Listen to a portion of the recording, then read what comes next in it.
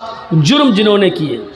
हिंदा आती है जिसने हमजा का कलेजा निकाला था, वो हिंदा आती है जिसने हमजा की नाक काटी थी, कान काटा था और उसका हार बनाकर अपने गले में पहना था। वो हिंदा आती है जिसने हमजा का पेट फाड़ा था, हमजा का पेट फाड़कर कलेजा निकाला था, कलेजे की बोटियों को जबान पर रखकर दांतों से चबाया था, खाने की कोशिश की लेकिन दिल गवारा नहीं किया इसलिए थूक देती है। वो हिंदा सामने खड़ी है जिसने मोहम्मद रसूलुल्लाह के चचा हमजा की गर्दन काटी हो, नाक काटी हो, कान काटा हो और उसका हार बनाकर गले में पहना हो। वो हिंदा सामने खड़ी है जिसने हमजा का पेट फाड़ा हो, कलेजा निकाला हो और कलेजे को अपने दांतों में रखकर चबाया हो और थूक दिया हो। वो हिंदा सामने खड़ी है, आज अपने जुर्म की माफी मांग रही है। कोई भी बागैरत दिल इस जुर्म के बाद इसी ऐसी औरत को माफ करने के लिए तैयार नहीं होगा। देख लीजिए वो एक लड़की जिसका रेप हुआ था और उसके बाद मार डाला गया है निर्भया को, और आप देख लीजिएगा उसके चारों कातिलों को जो फांसी दी गई थी अभी चंद महीने पहले या 1-2 साल पहले जो फांसी के तख्ते पर लटकाया गया, आखिरी वक्त तक भी निर्भया की मां ने और निर्भया के बाप ने उन मुजरिमों को माफ़ नहीं किया। हर कोई अपने रिश्तेदार के कातिल को माफ़ करना गवारा नहीं करता।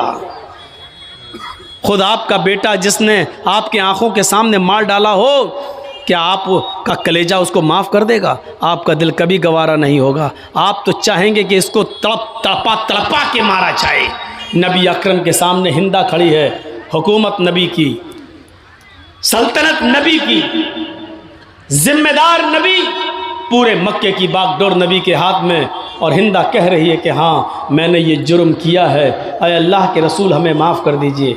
और आप अपने कलेजे पर पत्थर रखकर, अपने दिल पर पत्थर रखकर कहते हिंदा जा मैंने तुझे माफ़ कर दिया, लेकिन एक रिक्वेस्ट है, एक अपील है, एक गुजारिश है, मेरे सामने मत आना, कभी भी मेरे आंखों के सामने मत आना। हिंदा जब तू मेरी आंखों के सामने आती है तो मुझे अपने चचा की लाश याद आ जाती है, अपने चचा का चेहरा याद आ जाता है, उसके चेहरे पर कटी हुई नाक और कटा हुआ कान याद आ जाता है, उसका फटा हुआ पेट मुझे याद आ जाता है, उसके पेट से निकला हुआ कलेजा मोहम्मद की नजरों के सामने आ जाता है। हिंदा मैंने माफ तो किया लेकिन मेरे सामने मत आना, इसलिए कि तू जब आती है तो मुझे मेरे चचा की याद आ जाती है। रहमतुल लिल आलमीन की रहमत देखो एक दुश्मन के साथ। वो अलग बात है कि हिंदा बाद में इस्लाम ले आई, लेकिन आपने उस वक्त उसको माफ कर दिया। कहां मिलेगी ऐसी रहमत? सच कहा कुरान ने, आदम से लेकर ईसा तक जितने भी नबी आए, हर नबी एक कौम एक कबीले के लिए, लेकिन जो भी आया उसने आखिरी नबी के बारे में जरूर बता दिया कि एक नबी आएंगे, सारी कायनात के होंगे। और जब अल्लाह ने सारे नबियों से अहद लिया, जब अल्लाह ने सारे नबियों से एक वादा लिया, जिनको भी इस दुनिया में भेजा,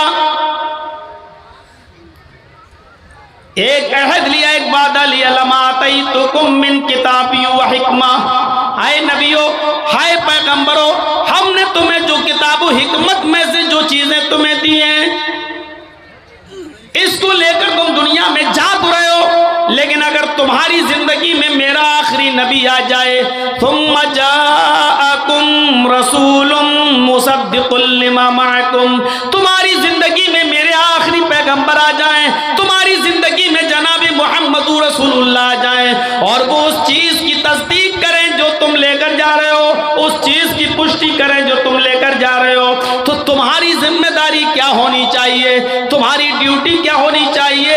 लतुमिनुन्न बिही व लतंसुरुन्नहु। हाय मूसा, हाय ईसा, हाय इब्राहिम, हाय जकरिया, हाय नूह, हाय यहया, है पैगंबरों अगर तुम्हारी जिंदगी में आखिरी नबी आ जाएं, लतुमिनुन्न बिही वलतंसुरुन्ना, तो तुम सारे के सारे पैगंबर उस नबी के ऊपर ईमान ले आना। आखिरी नबी जनाबी मोहम्मदुर रसूलुल्लाह की रिसालत को तस्लीम कर लेना और वो जो मिशन लेकर गए उनके मिशन में उनकी मदद भी करना। वलतंसुरुन्नहु, उनके मिशन में, उनके वर्क्स में, उनके कामों में तुम उनकी मदद भी करना। आदम से लेकर ईसा तक सारे नबियों ने आखिरी नबी के बारे में पेशीन गोई की, बताया है।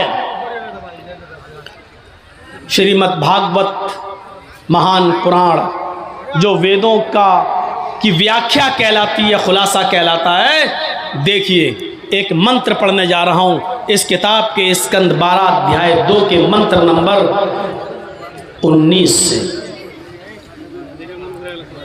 इस मंत्र को सुनिए और इस मंत्र में भी मोहम्मद रसूलुल्लाह की पेशीन गोइयां बताई जा रही हैं।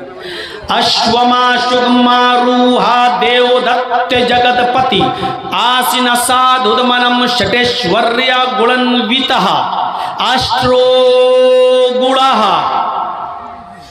अल्पभाषी बहुभाषी ज्ञानी श्रुतु ज्ञानी प्राकर्मी कीर्तज्ञ दानी कृपालु। अब क्या हो गया? ऐसे चिल्लाते हैं जैसे किसी औरत को बच्चा पैदा होता तो वो चिल्लाती रोती है। बिल्कुल वही।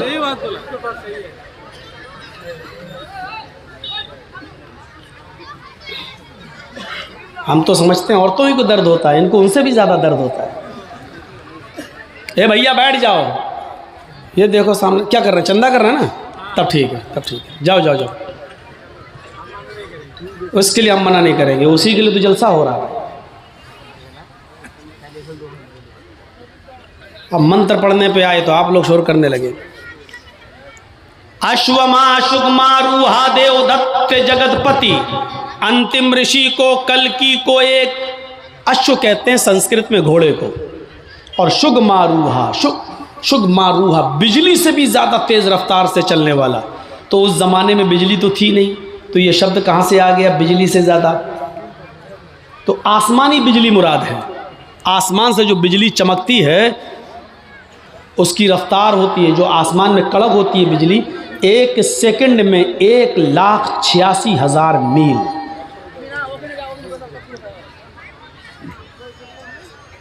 ये देखो इधर तकरीर भी सुन रहा हूँ, मोबाइल वैसे ऐसे कर रहा है। तो ऐसा घोड़ा दिया जाएगा अंतिम ऋषि को, आखिरी नबी को ऐसा घोड़ा मिलेगा, शुगमारूहा, जो बिजली से भी ज्यादा तेज रफ्तार से चलेगा, बिजली से भी ज्यादा तेज रफ्तार से। और वो घोड़ा कौन देगा? देवदत्त, देव अल्लाह, ईश्वर, भगवान दत्त देगा।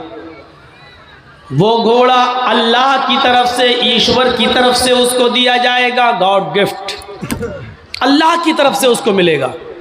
और किसको मिलेगा? उसका नाम आगे आ रहा, जगतपति। अश्वमा, एक घोड़ा दिया जाएगा, शुगमारूहा, जो बिजली से भी ज्यादा तेज स्पीड से चलेगा, देवदत्त ईश्वर की ओर से मिलेगा। जगतपति, उसको दिया जाएगा जो पूरे विश्व का, पूरी दुनिया का पति होगा, पूरी दुनिया का रक्षक होगा, पूरी दुनिया का हिफाजत करने वाला, पूरे विश्व का रक्षक। पति के माना रक्षक, पति के माना दूल्हा नहीं होता है। पति इसीलिए कहा जाता है किसी औरत के दूल्हा को, क्योंकि वो अपनी पत्नी की इज्जत और उसकी आबरू की रक्षा करता है। उसको क्या कहा जाता है? पति। ये इसका पति है। पति का मतलब रक्षक है, यानी एक मर्द ने किसी औरत से निकाह करके उसको अपनी रक्षा में ले लिया है, अब उसको हजारों गंदी नजरों से बचा लिया है, उसका वो रक्षक हो गया है, उसका वो मुहाफिज हो गया है। तो पति का माना क्या होता है? मुहाफिज। पति के माना दूल्हा नहीं होता है। अगर पति के माना दूल्हा किया जाने लगे तो बहुत गड़बड़ी पैदा हो जाएगी। सेनापति तर्जुमा करो, क्या करोगे? पूरी सेना का दूल्हा। सेना का कोई दूल्हा होता है? सेनापति का मतलब पूरी सेना का रक्षक। राष्ट्रपति क्या तर्जुमा करोगे? पूरे राष्ट्र का, पूरे देश का रक्षक। अगर पति का माना दूल्हा करोगे तो क्या मतलब? पूरे देश का दूल्हा। भारत में जितनी औरतें सबका दूल्हा है वो। पति का माना यहाँ दूल्हा नहीं होगा। जिसके पास लाखों रुपए होते हैं उसको कहते हैं लखपति, जिसके पास 1-2 करोड़ रुपया होता है उसको क्या कहते हैं? करोड़पति। तो लखपति और करोड़पति का मतलब ये नहीं होता लाखों औरतों का दूल्हा और करोड़ों औरतों का दूल्हा, बल्कि इनका मुहाफिज, इनका रक्षक, इनका मालिक। मोहम्मदुर रसूलुल्लाह के लिए शब्द क्या इस्तेमाल हुआ? जगत पति। पूरे जगत मानी दुनिया, और पति मानी जगत मानी वर्ल्ड, जगत मानी विश्व, और पति मानी रक्षक। पूरे दुनिया का, पूरे विश्व का रक्षक। अरबी में इसका तर्जमा करेंगे तो आप क्या करेंगे? जगतपति का रहमतुल लिल आलमीन, पूरी कायनात के लिए रहमत बनकर। रक्षा बिगैर रहम के नहीं होती है, रक्षा बिगैर रहम के नहीं हो सकती है। जिस लीडर या जिस नेता के दिल से रहम निकाल लिया जाए वो देश को बर्बाद कर देता है। मिसाल नहीं दूंगा, नहीं कर सकता है। हज्जाज इब्ने यूसुफ से रहम निकाल लिया गया, बर्बाद कर दिया। हिटलर से रहम निकाल दिया गया, यहूदियों को कत्ल कर दिया। लेकिन हिटलर ने सारे यहूदियों को मारा, कुछ यहूदियों को छोड़ दिया था। यहूदियों को छोड़ दिया था, कुछ यहूदियों को छोड़ा था। लेकिन उसने एक बहुत बड़ा ऐतिहासिक और हिस्ट्रिकल वर्ड इस्तेमाल किया था। लोगों, मैं कुछ यहूदियों को जानबूझकर इसलिए छोड़ रहा हूं, मैं चाहूं तो इनको भी कत्ल कर सकता हूं, मैं चाहूं तो इनको भी मार सकता हूं, लेकिन इन यहूदियों को जानबूझकर मैं इसलिए जिंदा छोड़ रहा हूं ताकि बाद में आने वाली नस्ल को इस बात का अंदाजा हो जाए कि ये कितनी हरामी कौम है, ये कितनी नालायक कौम है, ये कितनी गंदी कौम है, और मैंने इन यहूदियों को क्यों कत्ल किया है ये बाद में आने वाली नस्ल को पता चल जाए। आज यकीन मानिए हिटलर ने उन यहूदियों को छोड़कर एहसास जरूर दिलाया है कि वाकई यहूदी दुनिया की सबसे बड़ी कमजोर और सबसे बड़ी नालायक और सबसे बड़ी हरामी कौम अगर कोई है तो वो ये यहूदी है। और नहीं यकीन आता है तो इजराइल को देख लो, जो अमेरिका की गोद में उसका नाजायज बच्चा पल रहा है। इजराइल कौन है? अमेरिका की नाजायज औलाद, और ये उसकी नाजायज औलाद पल रही है। सारे अरब मुल्क आज ना इत्तेफाकी का शिकार हैं, इसलिए इजराइल अपनी मनमानी चला रहा है। अल्लाह रब्बुल आलमीन हमें मुत्तहिद होने की तौफीक अता फरमाए, हमें इत्तेफाक और इत्तेहाद हमारे दिलों में पैदा फरमा दे। मेरे भाइयों, इस चीज़ को याद रखिए, जगतपति, पूरे दुनिया का मुहाफिज, रहमतुल लिल आलमीन। एक घोड़ा दिया जाएगा जो बिजली से भी ज़्यादा तेज़ रफ्तार से चलेगा, तो चीज़ें याद रखना। एक घोड़ा दिया जाएगा जो बिजली से भी ज़्यादा तेज़ रफ्तार से चलेगा, ईश्वर की तरफ से वो घोड़ा मिलेगा। उसको दिया जाएगा जो पूरे विश्व का रक्षक होगा, पूरी दुनिया का मुहाफिज होगा। आसिना साधुमनम षटेश्वर्या बुलंदिता, और जिसकी जिंदगी साधुओं के मानिंद, साधुओं के समान गुजरेगी। एक एक चीज पर अभी मैं बोलूंगा। साधु आसिना साधुमनम, साधुओं की तरह वो अपनी जिंदगी गुजारेगा। षटेश्वर्या बुलंदिता, और उस जगतपति के अंदर 8 खूबियां पाई जाएंगी, 8 गुण उसके अंदर पाए जाएंगे, 8 खूबियां उसके अंदर भरी होंगी। वो 8 खूबियां क्या हैं? अष्टो गुणा, वो 8 खूबियों के नाम गिनाए। अल्पभाषी, वो बहुत कम बोलने वाला होगा। इन 8 चीज़ों को याद रख लीजिएगा। अल्पभाषी, वो कम बोलेगा, पहली चीज़। बहुभाषी, भविष्य की, मुस्तकबिल की, फ्यूचर की बातें बताएगा। ज्ञानी, पढ़ा लिखा, ज्ञानी, बहुत ज़्यादा इल्म वाला होगा। अभी इसकी तशरीह करूँगा। श्रुतु ज्ञानी, चौथी खूबी, ये इल्म उसको सुनकर मिलेगा, यानी उसने किसी उस्ताद से पढ़ा नहीं होगा। श्रुतु ज्ञानी, ये इल्म उसने सुनकर हासिल किया होगा। श्रुतु ज्ञानी, सुनकर, 4 चीज़ें हो गई। पहली चीज़ अल्पभाषी, कम बोलेगा। 4 याद रखना। हम किसी को भी खड़ा करके पूछ सकते हैं और जिसकी गर्दन नीचे होगी उसी को सबसे पहले खड़ा करेंगे। 4 चीज़ें पहले याद कर लो। कम बोलने वाला होगा, 1। फ्यूचर की, मुस्तकबिल की बातें बताएगा, 2। ज्ञानी, बहुत बड़ा जानकार होगा, 3। श्रुतु ज्ञानी, ये चीज़ें उसको सुनकर हासिल होंगी, यानी श्रुतु ज्ञानी, सुनकर इल्म हासिल होगा। 4 चीज़ें। अब 4 चीज़ें यहाँ देखो। पराक्रमी, बहुत बड़ा बहादुर होगा। पराक्रमी, बहुत बड़ा बहादुर होगा। दानी, खैरात करने वाला होगा। उसके पास कोई भी चीज़ आएगी रुकेगी नहीं, वो गरीबों में खैरात कर देगा। खैरात करने वाला होगा दानी। कृतज्ञ, एहसान करेगा लोगों पर लेकिन उस एहसान को जताएगा नहीं। 7वीं चीज़, वो एहसान करने वाला होगा लेकिन एहसान करके जताएगा नहीं। और 8वीं चीज़, कृपालु, दयावान होगा। उससे ज़्यादा दयालु कोई नहीं होगा, उससे ज़्यादा रहम दिल कोई नहीं होगा। ये 8 खूबियाँ बताई गई हैं और ये 8 खूबियाँ महाभारत के अंदर बताई गई हैं। अगरचे इससे पहले वाला मंत्र श्रीमद् भागवत महान पुराण के स्कंद 12 अध्याय 2 का मंत्र नंबर 19 है, जो मैंने आपके सामने पेश कर दिया, पढ़ दिया है। अब एक एक चीज देख लो। अश्वमा शुगमा रूहा, ऐसा घोड़ा दिया जाएगा जो बिजली से भी ज्यादा तेज रफ्तार से चलेगा। अल्लाह के नबी को एक ऐसी सवारी मिली थी जो बिजली से ज्यादा तेज रफ्तार चलती थी। अरबी जबान में बिजली को क्या कहते हैं? बर्क, अलबर्क,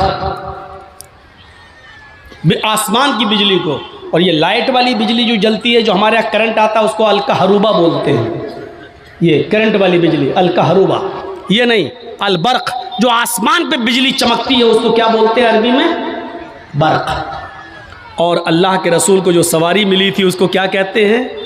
बुर्राक। बर्क से बना है बुर्राक। शुगमारुआ, बिजली से ज्यादा तेज रफ्तारी से चलने वाली बुर्राक, जिस पर अल्लाह के नबी बैठकर सफर किए, जन्नत और जहन्नम देखकर आए, बैतुल मुकद्दस का सफर किए। इसकी रफ्तार कितनी थी? खुद अल्लाह के नबी बयान करते हैं कि जब मैं बुर्राक पर बैठा और बुर्राक मुझे लेकर चली तो जहां तक मेरी नजर जाती थी वहां तक उसका पहला कदम। इंसान की नज़र कहाँ तक जाती है आप उसका अंदाज़ा नहीं लगा सकते हैं। ये लीजिए, मैंने आसमान पर नज़र उठाई और 9 करोड़ 30 लाख मील की ऊंचाई पर हमने सूरज को देख लिया। हमने नज़र उठाई 2,40,000 मील की दूरी पर हमने चांद को देख लिया। मेरे भाइयों, हमारी नज़र जहाँ तक जा रही है उसका पहला कदम वहाँ तक होता था। अब आप अंदाज़ा लगा सकते हैं उसकी रफ्तार कितनी तेज़ होगी। तो अश्वमा शुगमा रूहा,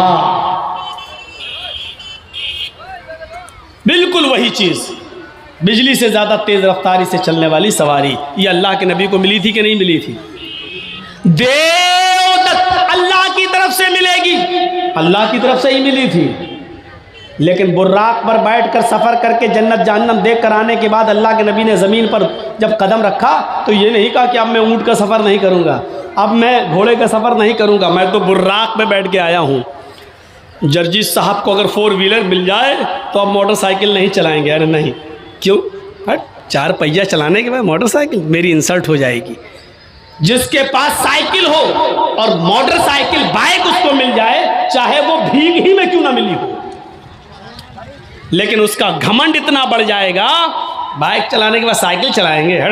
लोग क्या कहेंगे, मेरे दोस्त क्या कहेंगे, साइकिल बाइक चलाने वाला, मतलब भीग में मिली हुई बाइक चला रहा है, वो शर्म महसूस नहीं कर रहा है। जबकि चुल्लू भर पानी में डूब के मर जाना चाहिए उस बाइक पर बैठने से पहले।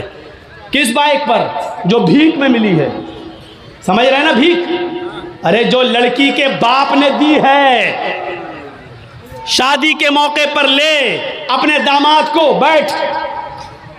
साइकिल चलाने में शर्म आ रही है, भीख मांगनी गाड़ी पे बैठने में शर्म नहीं आ रही है, जबकि चुल्लू भर पानी में उसी वक्त डूब के मर जाना चाहिए कि किस पे बैठे हैं? ससुर की दी हुई गाड़ी पर। जबकि शर्म की बात ये होनी चाहिए, इस पे तो फख्र कर रहा है। कहां से? ससुराल से मिली है, ससुराल से, इस पे फख्र कर रहा है। लेकिन साइकिल नहीं चला सकता, क्यों? बाइक चला ली, अब साइकिल नहीं चलाऊंगा, साइकिल चलाऊंगा तो इंसल्ट होगी। अबे इंसल्ट तो तेरी तब हो रही है जब तूने ससुराल से मांग ली और भिख मंगनी गाड़ी पर बैठ गया, इंटरनेशनल भिखारी बनकर उसको चला रहा है। ये इंसल्ट तो तब तुझे महसूस करनी चाहिए थी अपनी, लेकिन तब नहीं कर रहा है।